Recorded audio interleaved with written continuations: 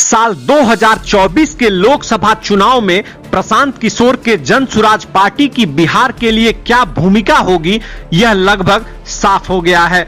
ऐसा माना जा रहा है कि प्रशांत किशोर की जन सुराज पार्टी कुछ चुनिंदा लोकसभा सीटों पर चुनाव लड़ेगी।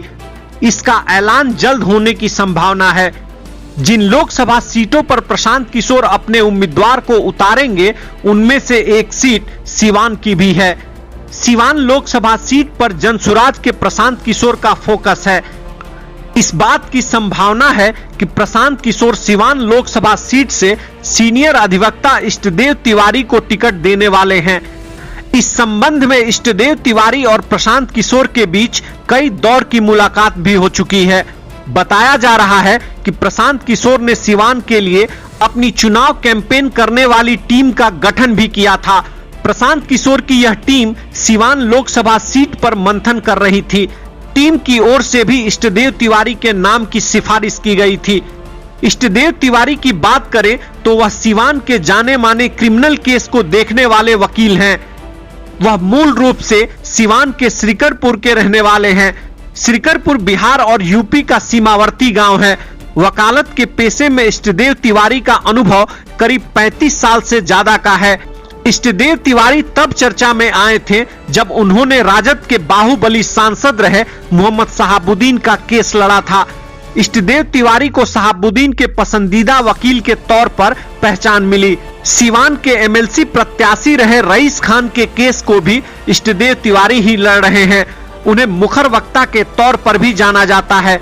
ये तमाम फैक्टर हैं जिस वजह से इष्टदेव तिवारी की लोकप्रियता सीवान भर में है। यही वजह है कि प्रशांत किशोर की जनसुराज की ओर से भी इष्टदेव तिवारी को टिकट दिए जाने का मन बनाया गया है। बीते दिनों यह भी खबर आई थी कि प्रशांत किशोर अपने जनसुराज में बड़े बदलाव करने वाले हैं। एक रिपोर्ट के मुताबिक पार्टी की कमान प्रशांत किशोर के अलावा किसी अन्य व्यक्ति को देने की चर्चाएं जारी है। ऐसा माना जा रहा है कि प्रशांत किशोर खुद मेंटर के तौर पर प्रचार का जिम्मा उठाकर दलित या मुस्लिम उम्मीदवार को बड़ा पद दे सकते हैं। फिलहाल प्रशांत किशोर की टीम संगठन तैयार करने पर जोर दे रही है। अब तक पूर्वी चंपारण, पश्चिमी चंपारण, सिवान, सारण और गोपालगंज में पार्टी संगठन तैयार किया गया है। कहने का मतलब है कि इन सीटों पर प्रशांत किशोर की पार्टी बनती है तो इन सभी सीटों पर चुनाव लड़े जा सकते हैं। संभावनाएं हैं कि किशोर की पार्टी का स्वरूप पश्चिम बंगाल में सत्तारूढ़ तृणमूल कांग्रेस की तरह ही हो सकता है।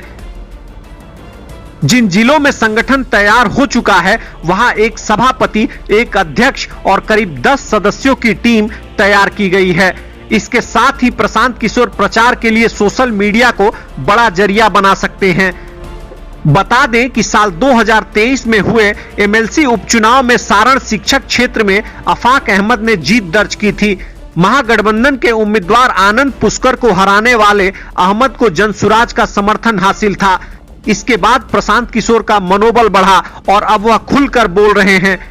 देखना अहम होगा कि बिहार की जनता प्रशांत किशोर को हाथों हाथ लेती है या फिर नहीं।